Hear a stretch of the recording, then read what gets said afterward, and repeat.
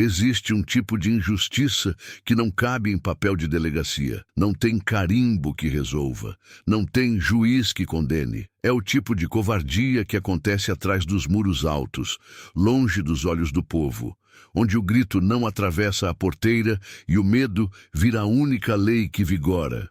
No sertão do início do século passado, quando a palavra coronel era sinônimo de dono absoluto da terra e da gente, havia homens que se achavam tão poderosos que confundiam poder com direito, direito sobre tudo, sobre a colheita, sobre a água, sobre o gado e, pior ainda, sobre as mulheres que trabalhavam debaixo do seu teto. Hoje, você vai conhecer a história de um desses homens. Um coronel que transformou sua casa grande numa prisão de carne e osso, onde 10 mulheres viviam o inferno que ninguém via, moças pobres, filhas de vaqueiros e meeiros, que foram parar ali com a promessa de trabalho honesto e terminaram escravizadas pelo capricho mais sujo que um homem pode ter. Mas tem uma coisa que esse coronel não sabia. No sertão, quando a lei dos homens falha, outra lei entra em vigor. A lei do rifle, a lei da honra, a lei de quem não aceita ver os fracos serem pisoteados sem fazer nada. E naqueles tempos,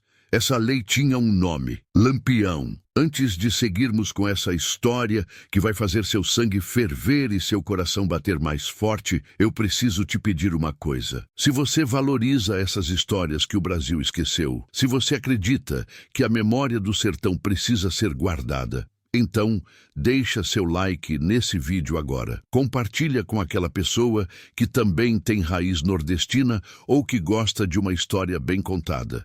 E se inscreve no canal, ativa o sininho, porque aqui a gente não deixa morrer os causos que seus avós contavam ao pé da fogueira. Comenta ali embaixo o que você acha dessa história. Será que Lampião fez certo? Será que hoje em dia ainda existe justiça de verdade?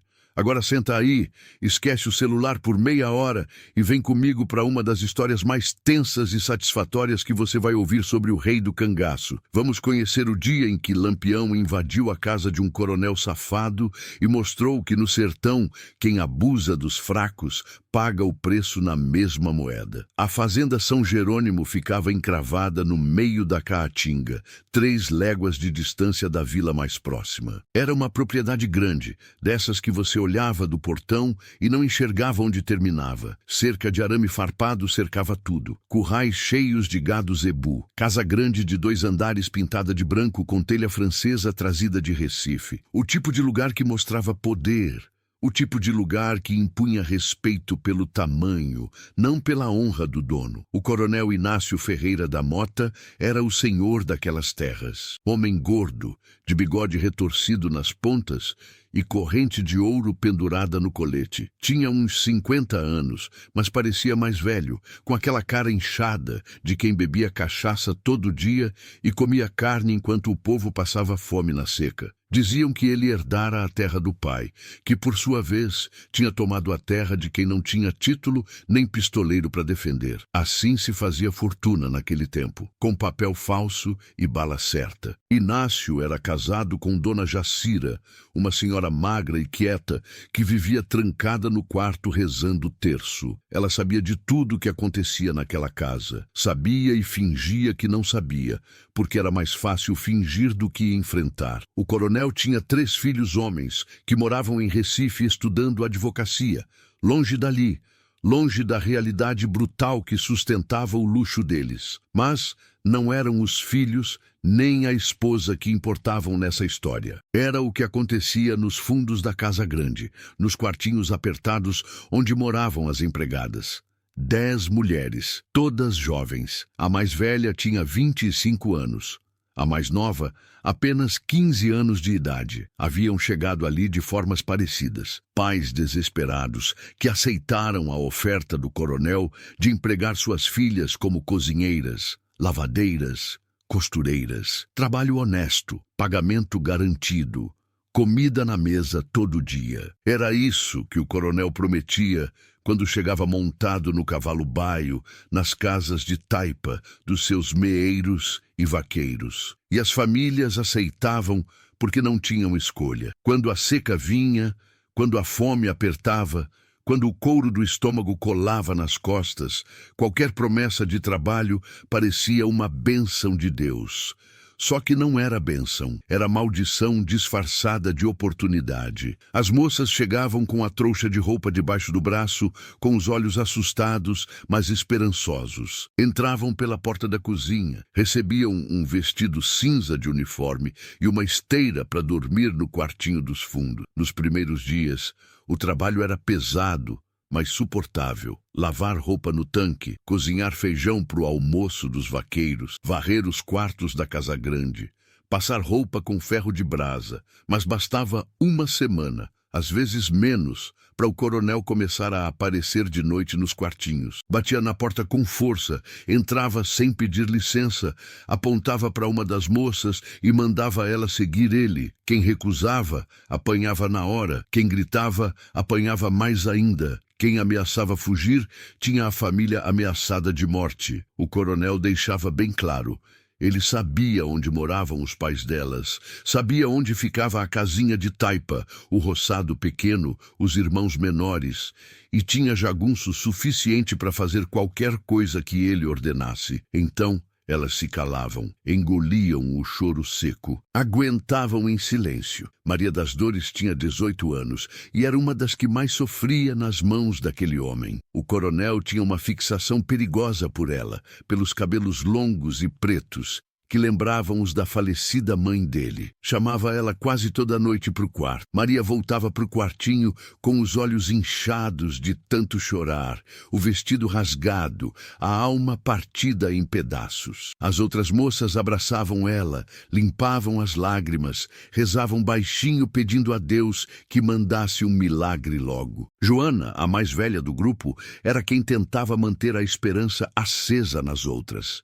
Dizia que um dia elas iam sair dali, que um dia alguém importante ia descobrir o que acontecia, que Deus não deixava injustiça sem castigo para sempre. Mas a voz dela ficava cada vez mais fraca, porque até a fé mais forte tem limite quando a dor não para nunca. O pior de tudo era o silêncio cúmplice. A fazenda inteira sabia o que acontecia ali dentro. Os vaqueiros sabiam e abaixavam a cabeça. Os capatazes sabiam e fingiam que não viam nada. Dona Jacira sabia e rezava mais forte. O padre da vila que vinha rezar missa na capela particular sabia e não denunciava. Porque coronel não se denuncia. Coronel é a lei viva. Coronel decide quem vive e quem morre naquelas terras. E assim, a Casa do Pecado seguia funcionando. De dia, uma fazenda próspera e respeitada por todos. De noite, um inferno particular, onde 10 mulheres rezavam baixinho para amanhecer vivas e inteiras. O sol castigava lá fora, a caatinga esturricava sem piedade, e dentro daqueles muros brancos, a injustiça reinava como se fosse eterna e inquestionável. Mas no sertão, nada é eterno, nem o poder de um coronel safado. Foi numa tarde de junho, quando o vento norte soprava quente, trazendo cheiro de terra seca e mandacaru queimado, que uma das moças conseguiu fazer o impossível, fugir daquele inferno. O nome dela era Francisca, mas todo mundo chamava de Chica desde pequena. Tinha 17 anos, olhos claros que pareciam pedra de rio, e uma coragem que vinha lá de dentro, do tipo que não se aprende em lugar nenhum, que nasce com a pessoa. Chica era filha de um vaqueiro que tinha trabalhado a vida inteira para os Ferreira da Mota. O pai dela morrera de picada de cobra 2 anos antes, e a mãe, Dona Antônia, vivia sozinha numa casinha nos confins da fazenda. Chica aguentara calada por 8 meses inteiros. 8 meses de humilhação, de medo, de noites que pareciam não ter fim nunca. Mas quando o coronel anunciou que ia dar uma festa grande e que as moças teriam que servir não só ele, mas também os amigos dele, outros coronéis da região, algo dentro de Chica quebrou de vez. Não era mais possível continuar. Tinha que acabar de algum jeito. Ela esperou a noite certa com paciência de caçador. Uma noite de lua nova, quando a escuridão era completa e os jagunços bebiam cachaça demais no alpendre da casa. O coronel tinha ido para a cidade resolver negócio de compra de terra. Era a chance que talvez não voltasse mais. Chica saiu pela janela do quartinho. descalça para não fazer barulho nenhum, levando só a roupa do corpo e uma medalha de Nossa Senhora que a mãe tinha dado quando ela saiu de casa. Pulou a cerca dos fundos com cuidado, cortou o pé num espinho de mandacaru, mas não parou nem para olhar o sangue. Correu pela caatinga como bicho perseguido por onça, tropeçando em raiz seca, rasgando a pele nos galhos pontiagudos, mas sem olhar para trás nenhuma vez. Correu a noite inteira sem parar. Quando o sol nasceu vermelho no horizonte, ela já estava longe dali. 2 léguas, 3 léguas de distância. Os pés sangravam deixando rastro, a garganta ardia de sede, mas ela seguia em frente. Até que chegou num lugarejo pequeno, um amontoado de casas de taipa, chamado Riacho Fundo, onde havia uma feira semanal acontecendo. E foi ali, no meio da feira cheia de gente, que ela viu algo que mudou tudo para sempre. Um homem alto, de chapéu de couro bem trabalhado, rifle atravessado nas costas e lenço vermelho no pescoço. Não era preciso perguntar quem era aquele homem. Todo mundo no sertão conhecia aquele lenço, aquele jeito de andar, aquela presença que fazia o silêncio cair na feira como uma pedra pesada no poço. Era um cangaceiro do bando de Lampião. O nome dele era Moita Brava, um cabra de confiança total do capitão, que estava ali comprando munição e querosene para o acampamento. Chica não pensou 2 vezes. Se arrastou até ele com as últimas forças, ajoelhou na poeira quente e agarrou a barra da calça dele com as 2 mãos ensanguentadas. As pessoas ao redor pararam de falar na mesma hora. O mundo pareceu congelar completamente. Moita Brava olhou para baixo e viu aquela moça esfarrapada, com os pés em carne viva, os olhos fundos de quem não dormia havia meses, e a voz que saía trêmula, mas firme como aço. Ela contou tudo sem omitir nada. Falou do coronel Inácio e da fazenda São Jerônimo. Falou das 10 moças presas ali. Falou das noites de terror que não terminavam nunca. Falou da festa que estava sendo planejada. Falou dos nomes das outras, das idades, das famílias que nem sabiam do sofrimento real das filhas. Moita Brava escutou em silêncio completo, sem interromper uma vez. Quando ela terminou, ele ajudou Chica a levantar da poeira, tirou o cantil de couro da cintura e deu água fresca para ela beber devagar. Depois, perguntou apenas uma coisa com voz grave. Você está disposta a voltar lá e mostrar o caminho para o capitão? Chica engoliu seco. Tinha pavor só de pensar em voltar para perto daquele lugar. Mas olhou nos olhos daquele homem e viu algo que ela não via havia muito tempo. Justiça verdadeira. A promessa de que alguém finalmente ia fazer alguma coisa de verdade. Ela assentiu com a cabeça, firme. Moita Brava chamou outros 2 cangaceiros que estavam na feira comprando farinha, montou Chica num dos cavalos e partiu. Não para a fazenda São Jerônimo, não ainda. Partiu para o acampamento de Lampião, que ficava escondido numa serra a 2 dias de cavalgada dali. A notícia chegou ao rei do cangaço no final da tarde seguinte. Lampião estava sentado debaixo de um juazeiro velho, limpando o rifle com cuidado, quando Moita Brava apareceu trazendo Chica. Ao redor, o bando inteiro parou o que estava fazendo. Maria Bonita veio até a moça. Abraçou ela com força, levou para perto da fogueira, deu comida quente e café forte. Lampião ouviu a história toda sem interromper nenhuma vez. Não fez perguntas. Não apressou. Só escutou, com aquele olhar fixo que parecia atravessar a alma da pessoa. Quando Chica terminou de contar, ele ficou em silêncio por um tempo longo e pesado. O bando inteiro esperava quieto. Conheciam bem aquele silêncio. Era o silêncio de quem estava decidindo o destino de alguém. Finalmente Lampião se levantou devagar, caminhou até Chica, colocou a mão no ombro dela e disse, com aquela voz grave que não admitia contestação nenhuma: "Esse coronel vai pagar caro. Cada lágrima que você e as outras derramaram vai ser cobrada em sangue. Mas eu preciso que você seja forte mais um pouco. Preciso que você volte lá comigo, que mostre onde fica cada coisa. cada saída, cada jagunço. Você consegue fazer isso? Chica olhou para ele. Viu nos olhos de Lampião algo que a fez acreditar de novo. Viu que aquele homem não falava por falar à toa. Viu que quando ele prometia justiça, justiça era feita até o fim. Eu consigo, capitão, ela respondeu firme. Lampião assentiu satisfeito. Virou-se para o bando inteiro e deu a ordem que todos esperavam ouvir.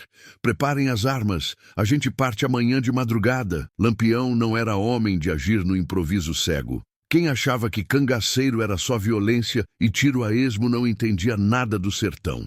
O rei do cangaço tinha sobrevivido anos sendo caçado por volantes, polícia, exército e jagunço de coronel, porque pensava como estrategista de guerra. Cada ataque era planejado como quem monta a armadilha para onça grande, com paciência, inteligência e frieza calculada. Antes de partir para o ataque final, Lampião mandou 3 homens de confiança fazer o reconhecimento completo. Disfarçados de tropeiros vendendo rapadura e fumo de rolo, eles passaram pela fazenda São Jerônimo, conversaram com os vaqueiros nos arredores, observaram a rotina da casa, contaram quantos jagunços o coronel tinha, mapearam as entradas e saídas possíveis. Voltaram 2 dias depois, trazendo as informações necessárias.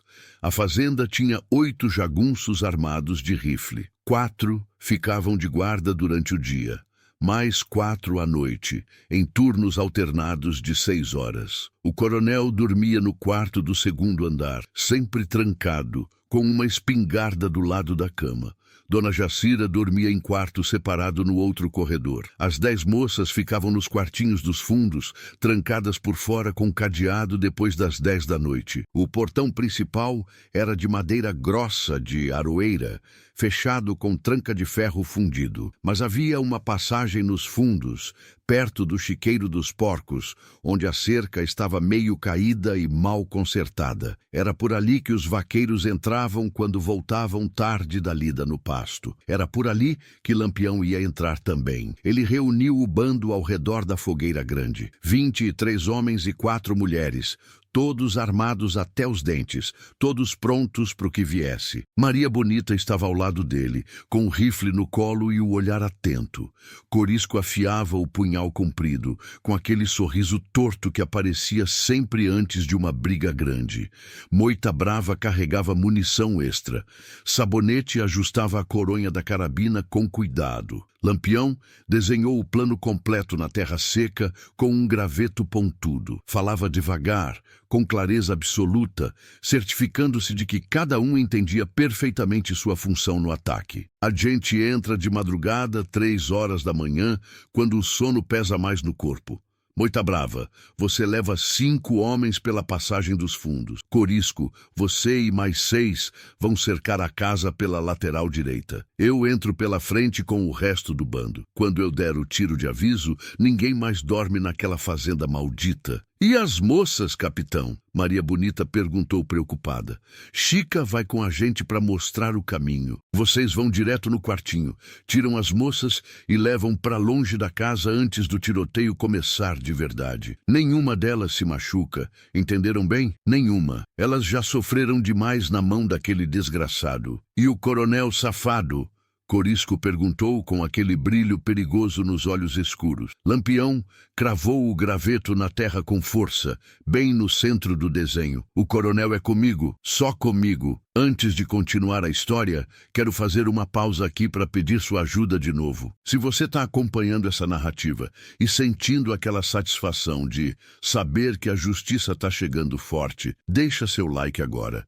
Compartilha esse vídeo com quem você sabe que vai gostar dessa história. Se inscreve no canal e ativa o sininho, porque toda semana a gente traz histórias assim, que mostram que no sertão a honra sempre venceu a covardia no final. E comenta aí embaixo, o que você acha que Lampião deveria fazer com o coronel Inácio? Qual seria a justiça certa para um homem desses? Agora, voltando ao planejamento do ataque, Lampião sabia muito bem que não bastava invadir e matar simplesmente. Isso qualquer bando de desordeiros sem rumo fazia. Ele queria que aquela noite virasse lenda eterna. Queria que a história se espalhasse pelo sertão inteiro como aviso claro. Quem abusa dos fracos, quem usa o poder para destruir inocente, paga na mesma moeda pesada. Por isso, ele chamou Chica para conversa reservada e séria. Os dois se afastaram do grupo, sentaram numa pedra lisa. Lampião olhou para ela com seriedade profunda. Chica, quando a gente entrar lá, vai ter sangue derramado, vai ter grito de dor, vai ter morte violenta. Você tem certeza absoluta que aguenta ver isso tudo? Ela não tremeu nem um pouco, não desviou o olhar fixo. Capitão, eu aguentei 8 meses de inferno vivo. Aguentei ver minhas amigas chorando toda noite, pedindo para morrer logo. Se o senhor está me perguntando se eu tenho pena daquele homem maldito, a resposta é não. Não tenho nenhuma. Quero ver ele pagar caro por tudo. Lampião assentiu devagar, satisfeito. Reconhecia aquela raiva justa.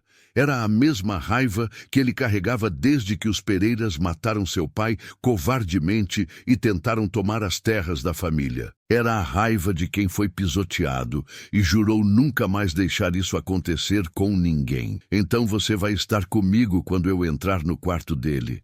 Quero que ele olhe bem para você antes de morrer. Quero que ele saiba claramente que foi você quem trouxe a justiça verdadeira para cima dele. Os olhos de Chica encheram de lágrimas grossas, mas não eram lágrimas de medo nenhum. Eram lágrimas de alívio profundo, de gratidão sincera, de vingança finalmente ao alcance das mãos. Obrigada, capitão. Muito obrigada. Não me agradeça ainda não. Me agradeça quando isso terminar direito e você e suas amigas estiverem livres para sempre. Naquela noite antes do ataque, Lampião rezou sozinho. Tirou do bolso 1/3 que ganhara de um padre em Juazeiro, o padre Cícero, que dizia que todo homem, até o mais violento, precisava de Deus por perto. 3 horas da madrugada em ponto. O horário em que o corpo humano está mais vulnerável, quando o sono é mais profundo e os reflexos mais lentos que melado frio. Lampião sabia disso muito bem. Tinha aprendido na prática dura, em anos de ataques noturnos e fugas impossíveis. Os jagunços de guarda cochilavam encostados nas paredes de pedra com os rifles nos colos. Um deles roncava baixinho perto do portão principal. Outro estava sentado num banquinho ao lado da cozinha, com a cabeça pendendo para o peito pesado. O turno da madrugada sempre era o mais relaxado e descuidado. Ninguém esperava ataque àquela hora morta. Moita Brava e seu grupo de 5 homens entraram pela passagem dos fundos sem fazer barulho nenhum. Passaram pelo chiqueiro dos porcos, que grunhiram, mas não fizeram alarde maior. Um dos cangaceiros tinha trazido milho seco e jogou para os bichos, mantendo eles quietos e distraídos. Chegaram até o quartinho das moças sem serem vistos. A porta estava trancada por fora, com um cadeado de ferro enferrujado. Moita Brava forçou o cadeado com a ponta do punhal afiado. Não quebrou de primeira, mas conseguiu soltar a argola aos poucos. A porta se abriu devagar, rangendo baixinho na dobradiça velha. Dentro do quartinho escuro, as 10 mulheres dormiam amontoadas em esteiras no chão duro. Uma delas acordou com o barulho estranho, viu os homens armados na porta e ia gritar de pavor, mas Chica entrou rápido e tampou a boca dela com força. Sou eu, Chica. Vim buscar vocês todas. Fiquem caladas e venham logo. Maria das Dores reconheceu a voz da amiga na hora. Acordou as outras rapidamente, tocando nos ombros, fazendo sinal de silêncio absoluto com o dedo nos lábios. Todas se levantaram assustadas, sem entender direito o que estava acontecendo ali. Chica repetiu baixinho, mas firme. Lampião veio nos tirar daqui para sempre, mas tem que ser agora. E em silêncio total, os olhos das moças se arregalaram de surpresa e esperança. Lampião. O nome tinha poder imenso, tinha significado profundo. Era a diferença entre continuar no inferno eterno e ter uma chance real de viver livre. Elas seguiram Moita Brava e os cangaceiros, descalças, pisando na terra fria da madrugada. Foram levadas para longe da casa, para o outro lado da cerca caída, onde ficaram escondidas atrás de um monte grande de lenha seca. Maria Bonita ficou com elas, rifle em punho firme, pronta para defender caso algum jagunço aparecesse de repente. Agora, a parte mais perigosa do plano. Lampião estava agachado perto do portão principal fechado. Ao lado dele, Corisco e Sabonete respiravam baixo. Do outro lado da cerca alta, o resto do bando esperava o sinal combinado. Tudo tinha que acontecer rápido e simultâneo, sem dar tempo de reação nenhuma. Lampião olhou para o céu escuro. A madrugada estava no ponto mais negro. Aquele momento antes da primeira claridade fraca do dia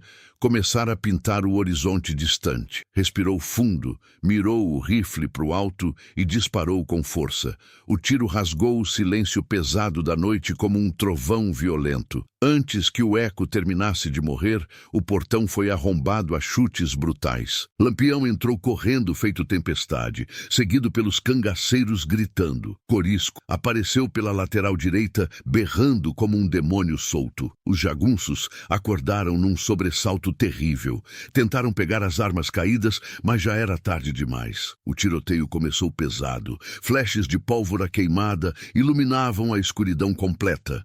Gritos de dor, ordens berratas, tiros ricocheteando nas paredes de pedra da casa. Um jagunço conseguiu dar 2 tiros antes de ser acertado no peito e cair morto. Outro tentou correr desesperado para o curral e foi derrubado por Sabonete com um tiro certeiro nas costas largas. Dentro da casa grande, o coronel Inácio acordou com o barulho infernal. Pulou da cama apavorado, pegou a espingarda velha, destravou a porta do quarto e gritou para os jagunços lá embaixo. Ninguém respondeu ao chamado. Só tiro pesado, só grito de agonia. Só confusão mortal. Ele tentou trancar a porta de novo com mãos trêmulas, mas era tarde demais. Lampião subiu as escadas como um furacão imparável. Chutou a porta do quarto com tanta força que a madeira rachou fundo e os gonzos de ferro pularam. O coronel virou a espingarda tremendo. Mas Lampião foi mais rápido que o pensamento. Deu um tiro no braço direito do homem, fazendo a arma cair pesada no chão de tábua. Inácio gritou de dor aguda.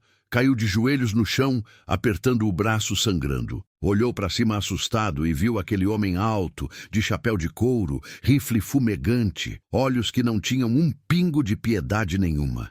Quem é você? O que quer de mim? Eu pago o que quiser, eu tenho muito dinheiro. Lampião cuspiu no chão com nojo. Dinheiro não compra honra, coronel safado, e você não tem nenhuma das duas coisas. Chica entrou no quarto logo atrás de Lampião, firme. Quando o coronel viu ela ali, o rosto dele mudou completamente, de medo para incredulidade total, para raiva descontrolada. Sua desgraçada traidora, foi você que trouxe esses bandidos aqui. Lampião deu um chute forte no peito do coronel, jogando ele de costas no chão duro. Cuidado com a boca suja, coronel. Essa moça tem mais coragem e honra no dedo mindinho do que você no corpo inteiro podre. Lá fora, o tiroteio tinha parado por completo. Todos os jagunços estavam mortos, ou tinham fugido como ratos. A justiça chegara. Corisco entrou na casa, arrastando o capataz covarde pelos cabelos grisalhos e jogou ele no chão da sala como saco de farinha. O homem chorava feito criança, implorava por misericórdia que não merecia. Lampião desceu as escadas devagar, empurrando o coronel Inácio na frente dele. Quando chegaram na sala grande, o bando inteiro estava reunido esperando. As 10 moças foram trazidas para dentro da casa pela primeira vez, sem medo. Lampião olhou para cada uma delas com respeito profundo. Viu os rostos marcados pelo sofrimento, os olhos que tinham visto demais, as almas machucadas, mas ainda vivas. Depois olhou para o coronel ajoelhado no meio da sala, suando frio, tremendo inteiro como vara verde. Esse homem aqui se achava dono de vocês todas. Achava que podia fazer o que quisesse porque tinha dinheiro sujo e poder falso. Achava que ninguém ia fazer nada nunca. Mas ele errou feio. No sertão, ninguém tá acima da justiça verdadeira. Lampião virou-se para Chica com seriedade. O que você acha que a gente faz com ele agora? Chica olhou para o coronel com ódio puro. O homem que tinha transformado sua vida num inferno sem fim. O homem que tinha roubado sua inocência, sua paz, seus sonhos de moça. Sentiu a raiva subindo quente como brasa viva. Eu quero que ele sinta exatamente o que a gente sentiu todos os dias. O medo terrível, a humilhação profunda, a dor que não passa. Lampião assentiu concordando. Pegou o facão comprido da cintura, entregou para Chica com cuidado. Ela segurou a lâmina pesada com as duas mãos, tremendo. O coronel começou a chorar baixo, a implorar desesperado. Por favor, não façam isso. Eu tenho família que depende de mim. Eu tenho filhos estudando. Maria das Dores deu um passo corajoso à frente. E a gente não tem família? A gente não tinha mãe, pai, irmão esperando a gente voltar para casa? Você pensou nisso quando fazia o que fazia toda noite? O silêncio caiu pesado na sala, denso como chumbo derretido. Chica levantou o facão mas alto. Na hora exata de descer a lâmina, ela parou travada. A mão tremeu forte. Não era de medo nenhum. Era de perceber que mesmo depois de tudo que sofreu, ela não queria ser igual a ele. Não queria carregar sangue nas mãos. Ela abaixou a lâmina devagar, entregou o facão de volta para Lampião e disse com a voz firme e clara: eu não vou sujar minha mão com o sangue podre dele, mas quero que ele morra, sabendo que foi a gente que derrubou ele, que foram as mulheres fracas que ele pisou todos os dias. Lampião pegou o facão de volta, olhou para o coronel nos olhos e disse a última coisa que aquele homem desgraçado ouviria na vida curta. No sertão, quem planta vento, colhe tempestade violenta. E você, coronel safado, plantou tempestade durante anos. A lâmina desceu rápida e certeira. O corpo do coronel Inácio Ferreira da Mota tombou no chão da sala. As moças não desviaram o olhar nem por um segundo. Assistiram até o fim completo. Era a justiça delas finalmente. Era o fechamento da ferida aberta. Quando o sol nasceu, pintando o céu de vermelho, Lampião e o bando já tinham partido a cavalo. Deixaram a fazenda vazia e silenciosa. Queimaram os documentos falsos de posse de terra. Soltaram o gado para os pobres da região pegarem livremente.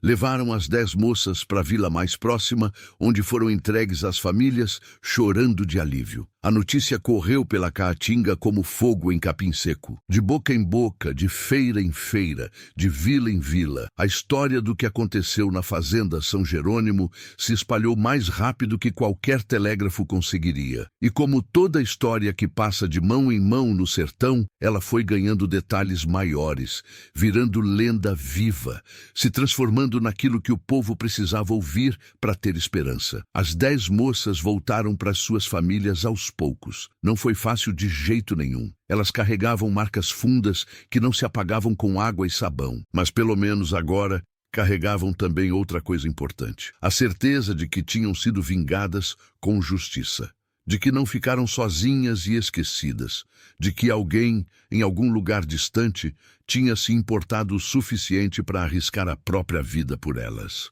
Chica virou heroína nas redondezas todas. As mulheres a procuravam para ouvir a história completa. Os homens tiravam o chapéu quando ela passava na rua. Seu nome virou sinônimo de coragem pura. Os anos passaram voando. Lampião morreu em 1938, numa emboscada sangrenta em Angicos. Sua cabeça foi cortada e exibida como troféu de guerra. Mas as histórias dele não morreram nunca. Ficaram vivas na boca do povo, nas cantorias, nos cordéis vendidos em feira. E entre todas as histórias contadas, a do dia em que ele salvou 10 moças da mão de um coronel safado sempre foi uma das mais repetidas, porque tocava numa ferida que o sertão sempre carregou sangrando. A ferida da injustiça cruel. A ferida de ver os poderosos pisando nos fracos sem ninguém fazer nada de verdade. Mas naquele dia memorável, alguém fez. E o sertão nunca esqueceu disso. Antes de terminar, quero te pedir uma última coisa importante. Se essa história mexeu com você, Se fez você lembrar de algum causo que seu avô contava, se fez você refletir sobre honra, justiça e coragem verdadeira, deixa seu like agora. Compartilha esse vídeo com quem precisa ouvir essa história. Se inscreve no canal, porque a gente vai continuar resgatando essas memórias que o Brasil não pode esquecer jamais. E comenta aí embaixo sua opinião. Você acha que Lampião era herói ou bandido? Você faria o que ele fez? No sertão, justiça não chega de carruagem, chega a cavalo, e quando chega ninguém esquece.